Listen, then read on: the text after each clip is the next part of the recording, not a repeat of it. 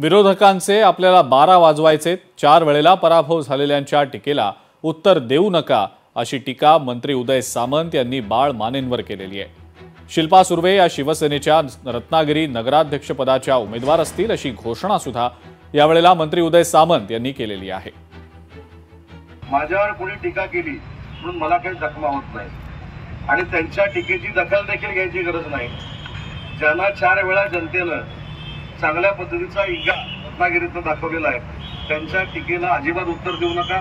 त्यांच्या उमेदवारावर देखील टीका करू नका। आपला उमेदवार हे शहरातलं खणखणीत नाणं आहे महायुतीचं, त्याच्यामुळे ते काय बोलतील त्याच्याकडे न लक्ष देता आपला उमेदवार 15,000 मताधिक्याने कसा निवडून येईल यासाठी आजपासून आपण कामाला लागूया।